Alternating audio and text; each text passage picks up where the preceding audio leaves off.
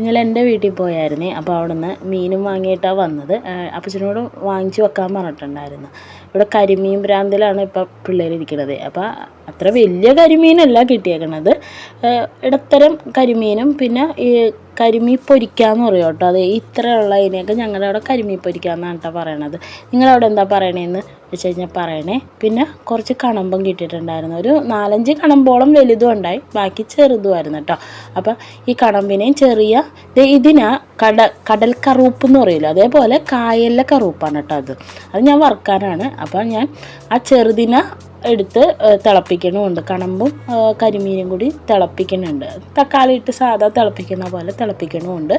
ആ വേറെ വലിയ കരിമീനില്ലേ, അതിനെ ഞാൻ വറുക്കാൻ പരട്ടി വെക്കണ്ട. ഇവർക്ക് കൂടുതലും പിള്ളേർക്ക് വറുത്തത് ഭയങ്കര ഇഷ്ടമാണ്. അപ്പോൾ ആ കറുപ്പിനെയും കൂടി ഞാൻ വറുക്കാനായിട്ട് വെക്കണത്. ഞാൻ കറുപ്പ് കറി വെക്കാറില്ല, കായലിലാണിത്, കടലിലെ അല്ല, കായലിലെ കറുപ്പാണ്. അപ്പോൾ ഇതിനെയും കൂടി നന്നാക്കി എടുത്തിട്ട് അതിനെ ഞാൻ വറുക്കാൻ പരട്ടിയാണ് വെക്കണത് കേട്ടോ. ഈ കണമ്പും ഈ കുഞ്ഞ് കരിമീനില്ലേ അതും കൂടി തിളപ്പിക്കുമ്പോൾ നല്ല ടേസ്റ്റാണ് കേട്ടോ. അത് ഞാൻ അതുകൊണ്ടാണ് ചെറുതെടുത്തത്. വലുതിനേലും ടേസ്റ്റ് ചെറുതായിരിക്കുള്ളൂ, എനിക്ക് ഇഷ്ടം ചെറുത് ഇഷ്ടമാണ് കേട്ടോ. അപ്പോൾ അതുകൊണ്ട് ഉള്ള മീനും കൊണ്ട് ഞാൻ അങ്ങനെ ആക്കണതാണ്. പിള്ളേർക്കാണെങ്കിലും വറുത്തത് ഇഷ്ടമാണ്. അപ്പോൾ അത് കുറച്ച് വറുക്കാനും കൂടി പരട്ടി വെച്ചിരുന്നു. ഇത്രേ ഉള്ളൂ മീൻ ഞങ്ങൾക്ക് ഈ ഒരാഴ്ചത്തേക്ക്. ജോസ് നോമ്പായാറിന് ജോസിന് വേണ്ടല്ല മീനൊന്നും. അപ്പം ഞങ്ങൾക്കിത് മതി. ഞാൻ സ്ഥിരമായിട്ട് എടുത്ത് വെച്ചേക്കുന്ന ഒരു കല്ലാണ്. അപ്പോൾ അത് ഞാൻ സിങ്കിലിങ്ങനെ വെച്ചിട്ട് പൈപ്പ് നേരെ തുറന്ന് വെള്ളവും ഒഴിച്ച് അവിടെ വെച്ച് തന്നെ തേച്ചാണ് എടുക്കുന്നത്. പിന്നെ എന്നിട്ട് ഇതെല്ലാം കഴിഞ്ഞ് കഴിയുമ്പോൾ അടുക്കള സ്ലാബും എല്ലാം ഒന്ന് ലൈസോളോ അങ്ങനെ എന്തെങ്കിലും ഇട്ട് ആദ്യം ഒന്ന് കഴുകിയിട്ട് ലൈസോളോ എന്തെങ്കിലുമൊക്കെ ഇട്ട് ഒന്ന് തുടച്ചൊക്കെ ഇട്ട് എടുക്കും. അപ്പോഴേക്കാളും സ്മെല്ലൊക്കെ പോകും. അതേ വലിയ കരിമീനും ആ കറുപ്പും കൂടി ഞാൻ ദേ ഇങ്ങനെ വരഞ്ഞ് വെച്ചിട്ടുണ്ട് കേട്ടോ. എന്നിട്ട് കൂടുതലും കുരുമുളക് പൊടി ഇട്ടിട്ട് ഞാനിത് വറുക്കാൻ പരട്ടി വെക്കണത്. ദേ ഉപ്പ് ഇട്ട് കൊടുക്കേണ്ട ആവശ്യത്തിനുള്ള ഉപ്പും പിന്നെ ഇഞ്ചി വെളുത്തുള്ളി പേസ്റ്റും കുരുമുളക് പൊടി കൂടുതൽ ഇട്ടിട്ടുണ്ട്. പിന്നെ മുളക് പൊടി മഞ്ഞൾപ്പൊടി ഇത്രയേ ഉള്ളൂ. പിന്നെ പേരിന് ഒരിത്തിരി 1-2 സ്പൂണോളം വിനാഗിരി ചൊറുക്കിയില്ലേ അതും കൂടി ഒഴിച്ചിട്ട് ഇതുമേൽ മീത്തിൽ തേച്ച് പിടിപ്പിച്ചിട്ട് ഫ്രിഡ്ജിലോട്ട് വെച്ച് ഇന്ന് എടുക്കണില്ല വറുക്കാനായിട്ട്. ഇന്ന് ഞാനിത് നന്നാക്കി എല്ലാം കഴിഞ്ഞ് വന്നപ്പോഴേക്കാളും ഒരുപാട് സമയമായി. എനിക്ക് വയ്യ, ജലദോഷവും ചുമയൊക്കെ ഉണ്ട്. അപ്പോൾ അതുകൊണ്ട് തന്നെ സാവധാനമാണ് ഞാൻ എല്ലാ പണിയെടുത്തത്.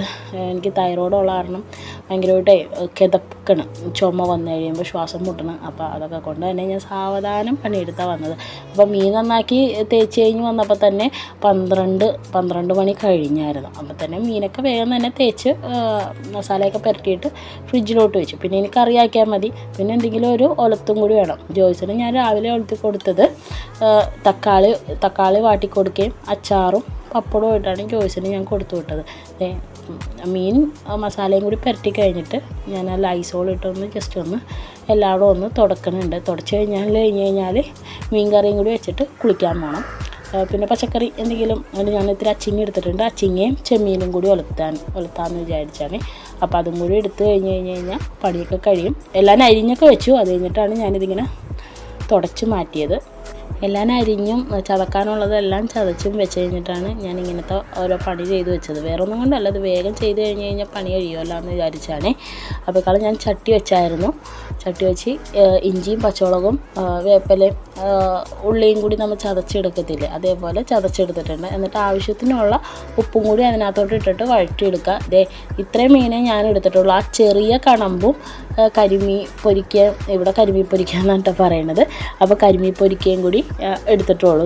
ഉപ്പും കൂടി ഇട്ടിട്ട് ഞാൻ നന്നായിട്ട് തന്നെ അത് ഉള്ളിയും പച്ചമുളകും ഇഞ്ചി വേപ്പിലയും കൂടി ചതച്ചെടുത്തത് വാട്ടണുണ്ട്. അത് വാട്ടി വരട്ടെ. അപ്പോഴേക്കാളും ഞാൻ കുറച്ച് എനിക്ക് വേണ്ട അച്ചിങ്ങ, ഇവിടെ വേറെ ആരും അങ്ങനെ കൂട്ടില്ലല്ലോ. അപ്പോൾ ഒരു സവാളയുടെ പകുതിയും 5-6 പച്ചമുളക്, എരിവിന് പച്ചമുളകാണ് ഇട്ടേക്കണത്. പിന്നെ ഒരിത്തിരി വെളുത്തുള്ളി ഇട്ടിട്ടുണ്ട്. ഇതൊരിത്തിരി പറ്റിച്ച ചെമ്മീനാണ് കേട്ടോ. ഒരു പിടിയുള്ളൂ അച്ചിങ്ങ, അതിന് വേണ്ട ഇത്തിരി ചെമ്മീനും കൂടി ഇട്ടിട്ട് ഞാൻ ഇച്ചിരി വെള്ളം ഒഴിച്ച് ഒന്ന് വേവിച്ചെടുക്കണേ. അപ്പോഴേക്കാളും അവിടെ ഉള്ളി മൂത്തായിരുന്നു. അപ്പോൾ അതിനകത്തോട്ട് മുളക് പൊടിയും മഞ്ഞൾപ്പൊടിയും കൂടി ഇട്ട് കൊടുക്കുന്നുണ്ട്. അതും കൂടി ഇട്ടിട്ട് ഒന്ന് ആ പച്ചമണം മാറണം അത്രയും നേരം. പറ്റുമെന്നുണ്ടെങ്കിൽ ചതച്ചമുളക് ഇട്ടോ. എൻ്റെ ഒരു ചതച്ചമുളക് ഉണ്ടായില്ല, തീർന്നിരിക്കണമായിരുന്നു. അപ്പോൾ അതാണ് ഞാൻ മുളക് പൊടി ഇട്ടത്. അല്ലെങ്കിൽ ഞാൻ രണ്ടും പകുതി പകുതിയായിട്ടേ ഇടത്തുള്ളൂ. എന്നിട്ട് അതും കൂടി ഇട്ട് മൂത്ത് വന്ന സമയത്ത് വെള്ളം ഒഴിച്ച് കൊടുക്കുക. ഞാൻ അവിടെ അച്ചിങ്ങ വേവിച്ചത് ചില സമയത്ത് ഞാൻ വെള്ളം ഒഴിച്ച് വേവിക്കും കേട്ടോ. അതാണ് അവിടെ വെള്ളം ഒഴിച്ച് വേവിച്ചേക്കണത്. ഇതിനകത്തോട്ട് തക്കാളിയും കൂടി ഇട്ട് കൊടുത്തിട്ടുണ്ട്.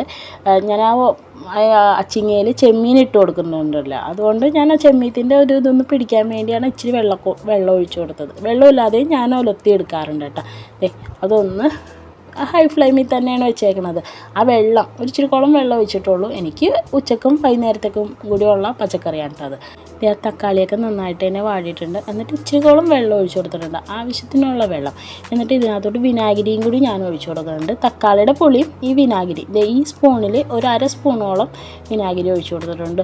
ചെറിയ മീനല്ലേ, ഒരുപാട് പുളിയും വേണ്ട, അതുമല്ല നമ്മൾ മീൻ ഇട്ട് കഴിഞ്ഞാൽ ഒരുപാട് നേരം തിളക്കുകയും വേണ്ട. അപ്പോൾ അതും കൂടി ഒഴിച്ചിട്ട് എന്താണ് ചാറൊന്ന് തിളച്ച് വരട്ടെ. എന്നിട്ട് ആ കരിമീനും കൂടി ഞാൻ അതിനകത്തോട്ട് ഇട്ട് കൊടുക്കാം കേട്ടോ. കരിമീനും കൂടി ഇട്ട് കൊടുത്തിട്ട് നല്ല ഫ്ലെയിമിൽ ഒന്ന് തിളച്ചാൽ മതി. ഒരുപാട് നേരം ഇട്ട് വേവിക്കേണ്ട, കരിമീൻ പൊരിക്കല്ലേ, ചെറുതല്ലേ. അതുപോലെ കണമ്പാണെങ്കിലും ഭയങ്കര ചെറിയ കണമ്പുമായിരുന്നു.